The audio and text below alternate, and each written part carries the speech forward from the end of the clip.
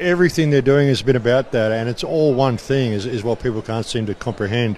The electric cars, the 15-minute cities, it's all about control. Even the way they want to undermine your faith in the monetary system, in the political system, they want you to see that it's a uni-party, so they can replace that with AI, and then it will all be run on social credits and carbon credits. You can buy food in England now, like packet of whatever, and it'll have, this is 3% of your daily carbon allowance on your food, on packeted food and stuff. So it's all one thing, it's all tied together. This is mass surveillance in every single aspect of your life, and if there is a hill to die on, it is digital ID. Once they get your biometrics online, and they're doing it, of course, to say to protect the children. We can't allow online bullying, so everybody under the age of 16 needs to, we can't let them access social media sites. So, of course, you need to prove you're not under the age of 16. So biometrics, that's the only way to do it. Once they've got your biometrics online and they tie it to a digital ID, digital currency, then you make a post on Facebook or do a Dan Dix video and interview someone like me, and suddenly you're down on social credit points, and then you can't access the internet. See, everything will soon be online. Your ID, your finances, your car will be a digital car, electric car that will be started biometrically. If you go down on social credit points and they black ban you from the system, you'll be biometrically banned. Your car won't work, your door lock won't work, your bank account won't work, nothing will work. That's the way they're doing it. They're creating that's the whole purpose of the smart grid, is to create a digital barrier between you and the abundance of the earth. That's what, and they want every transaction tracked and traced. I want to know who's interacting with who and what you're buying. Very easy to slip stuff into your food if you're buying certain things irregularly, track where you're purchasing things. I mean, it gets very easy to control every aspect of your life with what they're doing. And like I said, if there's anything, even if you've never resisted anything in your life, you must resist this digital ID that they're bringing on, because the problem is our children are going to grow up into this, and they're going to have absolutely no reference point for what freedom even looks like. Right. It's like it's almost getting already to a point that that's all they know is, this digital nightmare that they're growing up with. And it's almost like things like cash is going to become a thing of the past pretty soon. I mean, at this stage in the game, if they flip the switch on your account because your social credit is not doing so good, at least you could still pull a $50 bill out of your pocket and pay for things, right? Or maybe even a gold or silver coin. I mean, is that what we're going to have to do? Go back to or just stick with the traditional systems that have worked for time and time and again? Well, look, maybe. I mean, we're in a state of incredible flux at the moment. There's a huge paradigm shift. This whole Epstein file stuff, like what I talked about in my talk. I mean, the bottom line to everything, that should be the bottom line to everything at the moment, is stuff we've been saying for years. You're living in a people farm. You're controlled by a multinational, multi-generational criminal cabal masquerading as a system of governments and nations when it's actually a people farm and they're harvesting people. Your government eats children. Any law, any digital ID, anything that they want to bring at you should be taken from that focal point from this point forward. Because with the release of all this, they're counting on everyone sitting back and saying, wow, this is terrible what the politicians are doing. And you can talk to them, the politicians eat babies. Oh yeah, that's terrible, isn't it? Something should be done about it. I better go and fill out my voting form or go pay my parking ticket. No, these people eat children. That's got to be your reference point, your focal point.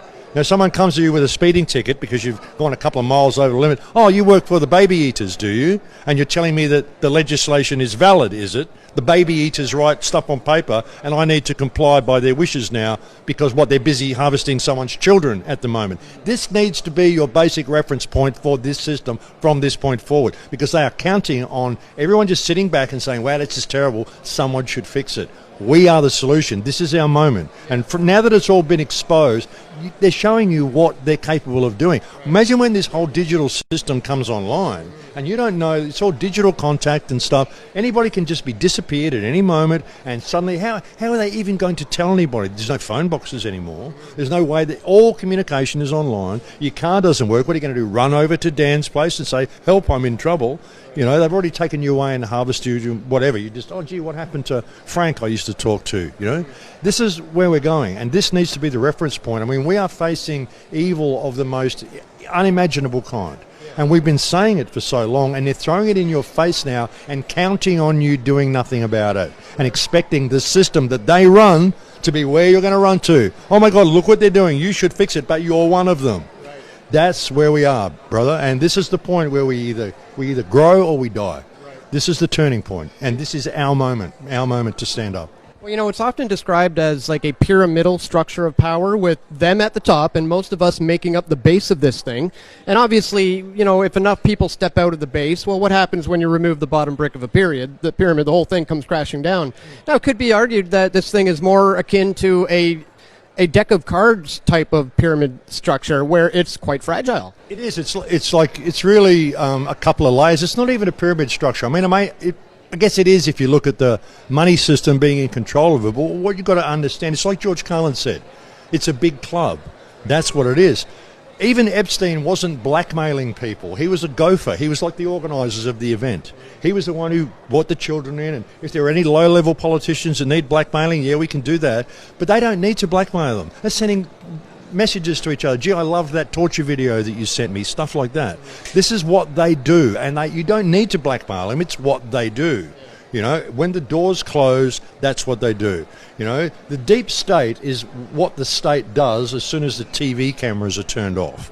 You know, the state is the deep state. It's the same thing. And all of this stuff, even saying there's a pyramidal structure, it's so that the people out there in conspiracy world can say, it's them, I've got someone to point the finger at.